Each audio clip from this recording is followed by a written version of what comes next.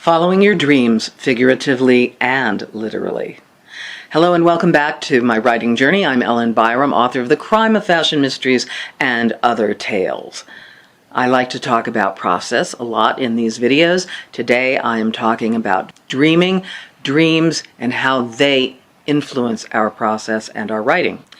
Have you noticed that when people want to tell us their dreams, we can't run away fast enough? Sometimes the dreams are boring. Other times the dreamer lacks the ability to make the dream come alive in the telling. Either way, we have better things to do than listen to people drone on about their unconscious nighttime exploits. You might be thinking, okay, the bear is at the door, the peacock is in the kitchen, I'm tired, I want to get out of here. So dreaming and talking about dreaming is not always easy. It might be due to the nature of the dream. The symbols and the way they are presented in a dream are unique to the dreamer. No matter what you see in all those dream interpretation books and dream interpretation dictionaries, I think that we still create our own dictionaries in our heads. There are so many symbols that are unique to us and to our experience. For instance, most of the time I dream in plots. One action follows another to make a story, or simply to provide some inspiration. Dreams and nightmares can be a gift to the writer. It's even part of our vocabulary. We say we have a dream to write. It's our ambition, our goal in the distance, our guiding light. But sometimes it's those nighttime dreams that help us or haunt us in our careers until we write those dreams down and incorporate them into our work. Mary Shelley famously had a dream that inspired her to write Frankenstein. It's everywhere today, especially now. The month is October, so we are seeing films of Frankenstein, musicals of Frankenstein, plays of Frankenstein everywhere. Stephen King had a nightmare when he was a child that inspired Salem's Lot. Naomi Appel, or Apple, I'm not sure, wrote a book called Writers Dreaming. It discusses many writers and their dreams. I've said it before, inspiration is everywhere, even in your dreams. Sherlock Holmes, 8 Arms of the Law, came to me originally in a dream. In the dream, I was telling my first editor that I was turning in my new book. She said, "Oh, that's fine, but what the publisher really wants is a book about a crime-fighting octopus." I was so irritated. I woke up, I shook my husband, and I said, "Now, they want books about crime-fighting octopus." He merely turned around, yawned, and said, "I guess that's Sherlock Holmes." Well, that did it. It stuck in my head for years and years. I have many friends who can testify that I never let go of the idea.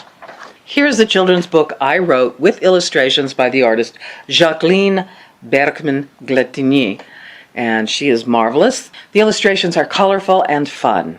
The book rhymes, it is metered, and it explains basic mystery concepts to children.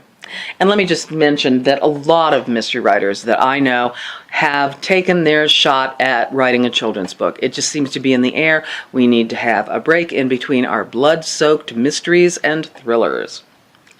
Another dream I had, and I'm working on a story with it, is the image of a young woman bringing a giant bowl of strawberries up the walk to a bed and breakfast where I was staying. And then she disappears. Later in the dream, I find out that this is the ghost of a young woman, and 2 or 3 times a year she delivers giant strawberries out of season. They're delicious, and nobody can figure out why she does it. What is the symbology of this? People assume it is a good thing. The cook always takes the strawberries. She makes a huge pie, and she writes on the board outside their little restaurant, "Strawberry Ghost Pie today."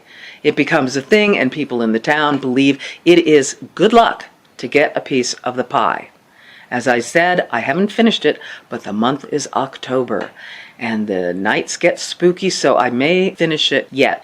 And finally, Crook Tales for Two, my upcoming book set in 1934, started in a dream. The entire first chapter materialized before me.